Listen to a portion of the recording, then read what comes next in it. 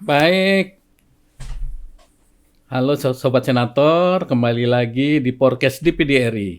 Sebelumnya podcast DPD RI mengucapkan Selamat Natal dan Tahun Baru 2024. Saat ini kita memiliki kehormatan untuk berbicara dengan seorang tokoh yang sangat berpengaruh di dunia pembangunan infrastruktur dan pelayanan masyarakat, di mana beliau adalah anggota DPD RI Dapil Kalimantan Tengah, sekaligus anggota Komite 2 DPD RI dan Badan Kehormatan DPD RI. Selamat datang Pak Teras Narang, apa kabar Pak? Kabar baik Pak, terima kasih Ya, undangannya cukup. luar biasa. Ini pertemuan pertama saya nih untuk bertemu podcast di sini. Baik, terima Luar kasih. biasa, senang sekali saya. Dan Semua, suasananya bagus sekali. terima kasih. Semoga bisa kita lanjutkan ke Ya, momen-momen berikutnya Pak ya. betul betul. Terutama ke daerah-daerah Pak. Baik, baik Pak. Kami mengetengahkan hari ini bahwa memberi informasi kepada masyarakat. Kami menanyakan kepada Bapak bagaimana Bapak merayakan momen spesial ini dan apakah ada pesan atau harapan khusus yang ingin Bapak sampaikan kepada sobat senator kita di seluruh Indonesia, tentunya di momen Natal dan Tahun Baru. Silakan Pak. Ya, terima kasih Pak. Jadi ini akhir tahun ini, di tahun 2023 kebahagiaan yang luar biasa bagi saya. Karena saya dikaruniai cucu. Oh, Jadi syukur, ini selamat cucu Pak. yang ke-6. Jadi di akhir tahun 2023 saya kelahiran cucu yang ke-6 dan ini di tahun 2024 ini saya boleh dikatakan kakek yang berbahagia Oh, karena di samping setelah menunaikan tugas di tahun 2023 dan kemudian di tahun 2024 berpengharapan terutama dipilih RI ya. agar bisa menjadi wakil daerah yang lebih baik lagi. Semoga Pak amanah Pak ya. Amin, amin, Amin, amin. amin. Terima kasih Pak. Selanjutnya atas pesan dan tadi harapan Bapak terkait dengan momen hari Natal dan Tahun Baru.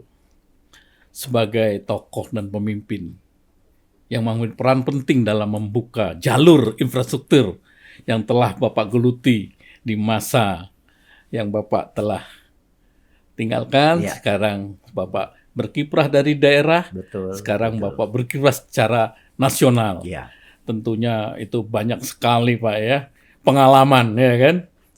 Momen-momen tertentu itu mungkin tidak bisa ya, terulang kembali ya Pak ya. betul. Apa sih Pak motivasi Bapak ketika Bapak Ya, mengambil jalur-jalur bypass itu untuk untuk memudahkan masyarakat? Silakan Pak. ya. Saya boleh bercerita nih ya. Ya, baik Pak. Saya ini latar belakangnya adalah sebagai pengacara. Baik. Jadi saya pengacara itu cukup lama, hampir 18 tahun. Nah setelah itu saya berkecimpung di dunia politik. Setelah reformasi 98, saya masuk salah satu partai politik. Saya masuk PDI Perjuangan pada saat itu. Tahun 1999, ternyata saya terpilih menjadi anggota DPR RI 1999-2004. Dan saya bersyukur Pak, karena pada saat itu diberikan kesempatan menjadi ketua Komisi 2 DPR RI. Jadi berkenaan dengan daerah otonomi baru, apakah itu pembentukan provinsi, pembentukan kabupaten dan kota di tahun 2000 sampai 2004 itu, kalau melihat kesejarahannya, itu mereka nggak bisa melupakan saya. Karena saya kebetulan pada saat itu ketua Komisi 2 DPR RI. Artinya bukan ikut serta Pak ya, memang memutuskan Pak ya. Ada lagi keberuntungannya Pak, Oh iya Pak. buat Kalimantan Tengah. Iya, iya. Karena pada saat itu di tahun 2002, Kalimantan Tengah dulunya 5 kabupaten, 1 kota. Kemudian tahun 2002 menjadi 13 Wah, kabupaten, 1 kota. Jadi pada saat itu berkembang menjadi daerah otonomi baru menjadi 8. 8 plus 5 yang dulu jadi 13. Jadi ya itulah perjalanan sejarah dan kemudian saya dipercayakan sebagai gubernur di Provinsi Kalimantan Tengah dari tahun 2005, 2010 itu periode pertama, kemudian 2010, 2015. Setelah itu menghela dulu kira-kira 3,5 tahun, kemudian ikut pemilihan umum 2019 dan terpilih menjadi wakil daerah di PDRI Dapil Kalimantan Tengah. Nah, sampai sekarang. Jadi itu perjalanan sejarah, dan kemudian kalau ditanyakan berkenaan dengan apa yang sudah saya lakukan, kalau kita berbicara pembangunan di daerah, itu tidak boleh berhenti hanya karena 1 atau 2 orang. Karena pembangunan daerah ini, menurut hemat saya, dia selalu berkembang. Berkembang sesuai dengan kebutuhan dari daerah di satu sisi, dan kemudian juga perkembangan masyarakatnya. Ini perkembangan masyarakat luar biasa, Pak. Cukup besar, Pak ya? Cukup besar. Jadi ini menyangkut mengenai masalah potensi daerah, menyangkut mengenai masalah potensi sumber daya manusianya, dan ini harus berimbang, Pak. Nah, itulah yang menurut hemat saya, bahwa pembangunan di satu daerah, apapun yang dilakukan oleh saya kadang-kadang kan dibilang, wah Pak Teras berjasa. Saya bilang terima kasih. Tapi apa yang saya lakukan, saya bilang, itu adalah merupakan proses kesejarahan dari para pendiri dari provinsi ini sendiri. Contoh, saya membangun beberapa ratus jembatan, kemudian beberapa ribu kilometer jalan. Saya bilang, ya itulah menjadi tugas dari siapapun yang memimpin, termasuk saya sebagai pemimpin daerah. Nah itu, Pak. Itu, dan kemudian kalau ditanyakan lagi berkenaan dengan masalah tugas, suka duka pasti ada. Pasti ada. Dan saya merasakan betul, Pak. DPR, saya wakil rakyat melalui partai politik. Jadi saya harus terikat kepada partai politik saya. Tetapi setelah saya jadi di PDRI, berubah, Pak. Saya tidak lagi merupakan wakil rakyat yang melalui partai politik, tetapi saya wakil daerah melalui rakyat yang langsung memilih saya. Jadi perbedaannya luar biasa, Pak. Makanya saya selalu bilang, Pak, hendaknya siapapun yang menjadi anggota di PDRI, pertama, dia harus mengenal betul tentang potensi daerahnya. Dan dia harus mengenal betul tentang geopolitik, geopembangunannya, semuanya yang menyangkut mengenai masalah pembangunan, mengenai masalah sumber daya alam, sumber daya manusia, dia harus tahu persis. Kenapa? Karena dia wakil daerah, Pak. Berbeda dengan wakil rakyat yang di DPR. Kenapa? Karena dia masih ada fraksi. Kalau di DPD, Pak, Bapak tahu sendiri, 4 orang itu udah disorot dia. Dia adalah wakil daerah. Dan dia harus betul-betul menguasai. Dan dia tidak boleh hanya datang, dia tidak boleh hanya untuk duduk, tapi dia juga harus mampu untuk memperjuangkan bagaimana kepentingan daerah itu untuk lebih maju dan lebih sejahtera. Mungkin itu, Pak. Ya, yang secara garis besar saja lah. Tentunya serapan aspirasi tentunya dengan anggota DPD sangat lebih penting. Cepat, Pak ya, intens untuk penting, Pak, ditindaklanjuti ke tingkat nasional, Pak ya. Betul. Jadi, nah, ini satu lagi, Pak. Iya, Pak. Sarana yang seperti ini, Pak, ini penting sekali. Karena dengan sarana apa yang kita lakukan ini, masyarakat jadi mengenal lebih jauh apa peran dan apa peranan dari DPD. Jadi makanya, Pak Tamrin, saya katakan ini, saya salut ini. Jadi kita mempunyai kesempatan untuk kita bisa berdialog seperti itu. Baik. Tentunya kesan Bapak sebagai anggota DPD itu tidak terlepas dari daerah untuk Indonesia, Pak ya? Ya, betul. Karena Indonesia tidak akan mungkin bisa maju tanpa ada daerah. Daerah. Betul. Daerah tidak akan mungkin maju tanpa ada rakyat. Iya, iya. Rakyat Baik. tidak akan mungkin maju tanpa ada sumber daya alam dan sumber daya manusianya. Jadi selalu berkelanjutan ya Pak ya. Ya, betul, Pak. Baik. Boleh kita selanjutnya menanyakan Ya, Bapak silakan. lagi, Pak. Ya silakan Pak. Bapak kan sebagai wakil rakyat nih, Pak ya, sekarang nih, Pak ya, dari daerah tentunya. Koreksi Pak. Ya, Wakil daerah Pak. maaf, wakil daerah, Pak wakil ya. daerah betul. Wakil rakyat dari daerah, Pak ya. Mm-mm.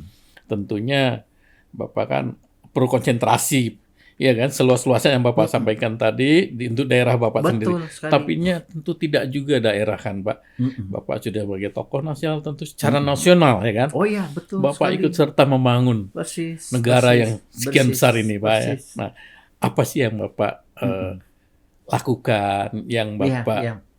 harapkan, Mm-mm. dan cita-cita bangsa Indonesia dari founder kita? Silakan, Pak. Ya, jadi begini Pak, dibentuknya Dewan Perwakilan Daerah, kalau kita mengikuti kesejarahannya, itu tiada lain adalah merupakan proses Iya, dari pergantian terhadap dulu utusan daerah, dan kemudian dulu ada utusan golongan. iya, betul. Dan dulu sebelum reformasi, yang duduk di DPR RI ini di samping partai politik, dulu ada yang namanya fraksi ABRI, Iya, belum TNI, iya. belum TNI Polri.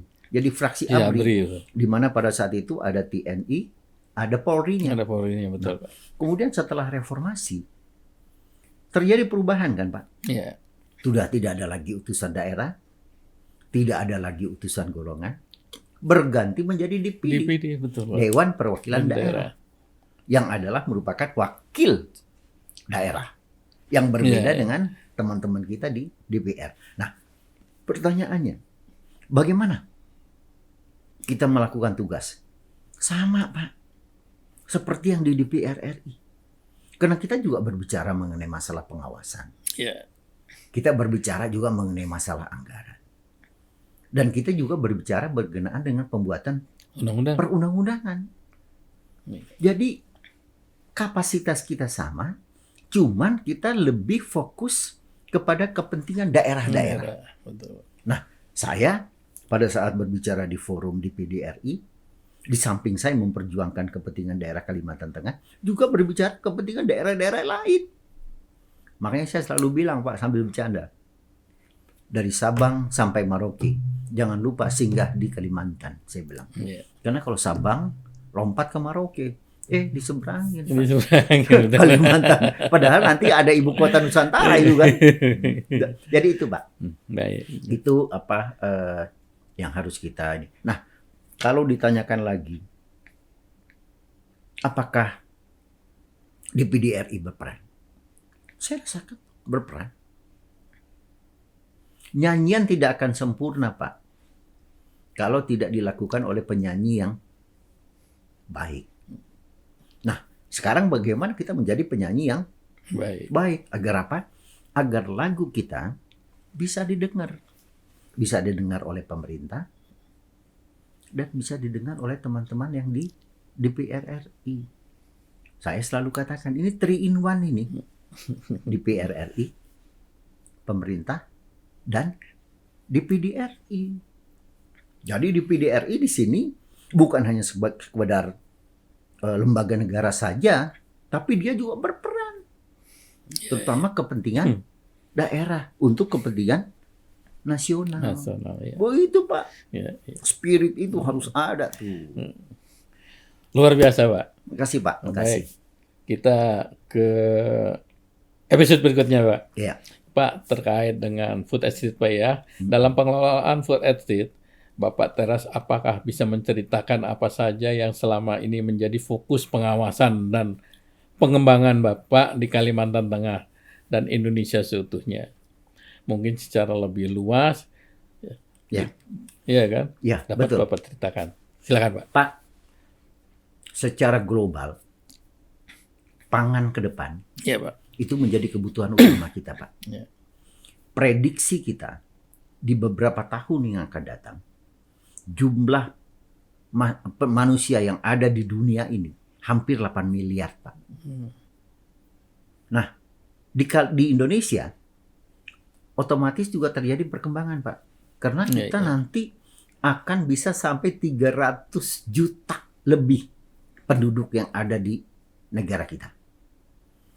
Kita sudah sekarang ini sudah nomor 4 jumlah penduduknya. Pertama China, kemudian kedua India, dan ketiga Amerika Serikat, kita yang keempat. Dan kita mungkin bisa saja nanti terjadi kita yang ketiga, Pak. Iya. Bisa terjadi. Nah, pangan.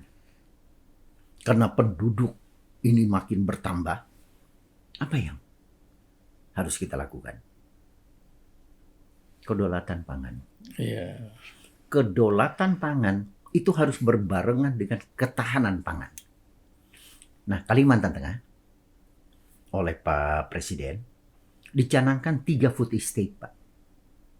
Jadi satu ada food estate di Kabupaten Kapuas, Kabupaten Pulang Pisau, dan Kabupaten Gunung Mas. Kabupaten Kapuas dan Gunung Mas ini, Kapuas dan Pulang Pisau ini oleh Kementerian Pertanian. Nah, yang di Gunung Mas ini Kementerian Pertahanan. Saya, Pak, berkeinginan agar food estate yang ada di Kalimantan ini tidak lagi terlantar. Semoga, Pak, ya. Tidak seperti zaman dulu, Pak. Iya. Dulu kan ada lahan 1 juta hektar, Pak. Iya. Masih ingat Bapak? Iya, masih ingat. Sampai itu kan terbengkalai. Betul. Nah, kita ingin food estate ini tidak terbengkalai. Berkelanjutan, Pak, ya. Berkelanjutan. Ya, semoga. Dan saya, Pak, mensupport habis ini. Lakukan pengawasan, lakukan perencanaan dengan baik, dan kita harapkan hasilnya Siapa? halus jempol. Gitu. Tentunya, Pak, itu tidak terlepas dari kelestarian alam juga, Pak, ya. Sangat. Karena itu beririsan, Pak. Sangat. Gitu. Sangat. Dan lingkungan hidup jadi penting, Pak. ini, Pak, tentang pengelolaan tentang limbah, Pak. Ya, itu kan sangat penting, termasuk betul. limbah alamnya dan limbah medisnya. Itu kan betul.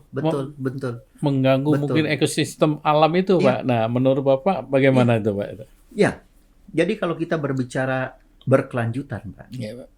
kita tidak boleh lupa juga mengenai masalah menjaga lingkungan. Okay. Saya sependapat dengan Bapak bahwa lingkungan, limbah-limbah, termasuk diantaranya limbah medis itu, ya, Pak. Itu harus kita hati-hati, Pak. Ya, pengaruhnya luar biasa. Dasar tuh, ya. Ya, jangan sampai limbah-limbah medis ini berdampak terhadap kesehatan masyarakat. Iya, betul, Pak. Misalnya dilempar di sungai, Pak. Apa yang terjadi? Nah, itu. Ikan, betul. akan mengalami hal yang tidak kita harapkan. Betul, Pak. Kemudian kita juga sebagai manusia. Dan kemudian lingkungan. Apakah itu tumbuh-tumbuhan? Apakah itu hewannya? Dan satu lagi, Pak, iklim. Itu mempengaruhi sekali. Jadi saya sependapat dengan Bapak tadi bahwa berbicara masalah lingkungan itu juga menjadi penting. Terutama di dalam rangka untuk perekonomian yang sustainabilitasnya atau berkelanjutannya. Wah, luar biasa itu, Pak. Kalau itu terus kita jaga, wow, keren. Semoga, Pak. Ya. Kita jaga selalu, Pak. Iya. Pak, tentunya Kalimantan itu kan sebagai paru-paru dunia, Pak, ya. Betul. Nah, bagaimana untuk menjaga secara keberlanjutan tadi terus-menerus kita jaga supaya paru-paru dunia ini tetap lestari. Lestari, Pak. Ya, Pak. Ya, jadi begini, Pak. Pencanangan bahwa Kalimantan itu adalah sebagai paru-paru dunia itu adalah pencanangan secara internasional. Okay. Karena apa? Karena dilihat bahwa Kalimantan ini yang terdiri dari Kalimantan Tengah, Kalimantan Timur, Kalimantan Barat, dan sedikit Kalimantan Selatan, itu oleh dunia itu dinyatakan sebagai paru-paru dunia. Nah, artinya apa? Artinya di situ hutan tropis kita itu masih terjaga dengan baik.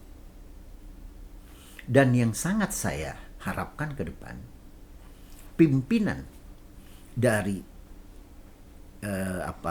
yang menyatakan bahwa Borneo itu adalah sebagai pulau Borneo itu sebagai the lung of the world atau paru-paru dunia, saya katakan yang memimpin itu semestinya adalah orang kita, Pak. Bukan dari negara-negara lain. Karena apa? Karena yang paling banyak hutan tropisnya itu kita. Makanya saya selalu bilang, jangan sampai organisasi atau statement yang menyatakan the lung of the world, yang menyatakan bahwa kita paru-paru dunia, tetapi pimpinannya bukan dari negara kita. Nah, kita harus berperan, Pak.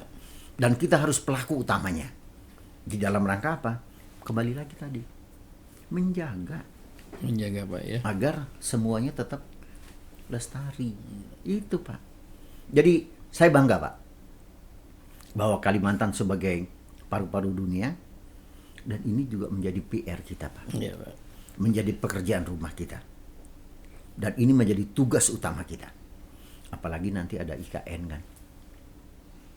IKN katanya itu adalah smart city. Smart city. Jangan lupa satu, Pak. Green city. Nah, apakah ini sesuai nggak nanti antara smart dan green-nya? Apakah pengawasannya sesuai nggak? Apakah peraturannya sesuai nggak? Apakah sikap tindak dari kebijakan sesuai apa enggak?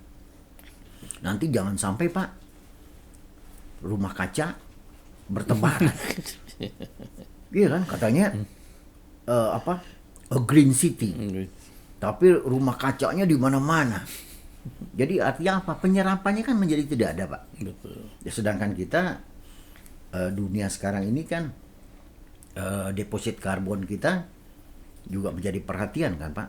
Apalagi ada, ya Bapak tahulah, ada istilahnya carbon trading itu kan. Wah, seru itu.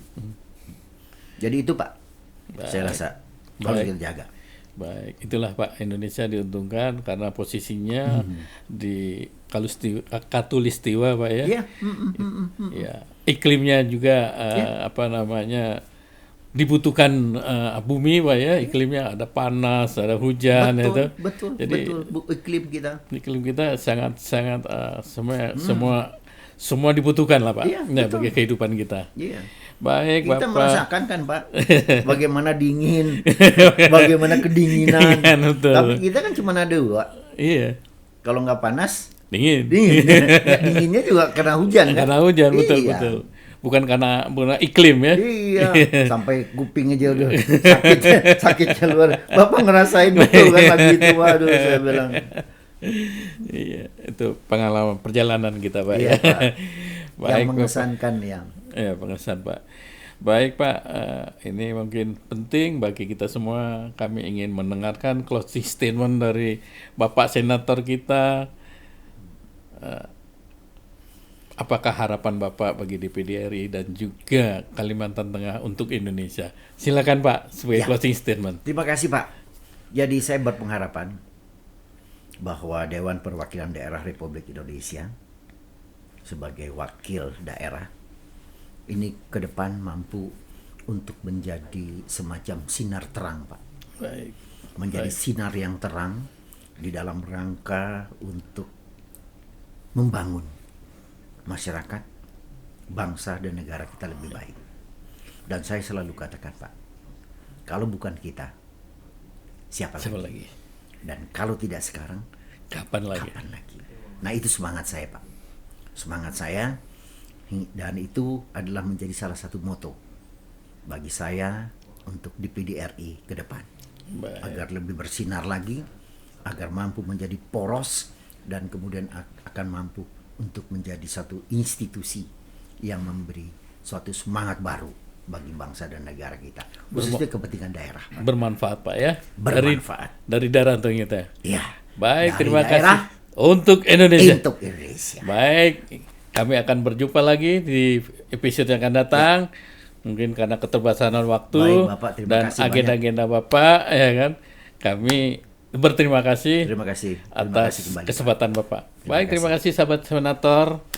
Inilah senator kita, Bapak Teras Narang. Sampai jumpa di episode yang akan datang.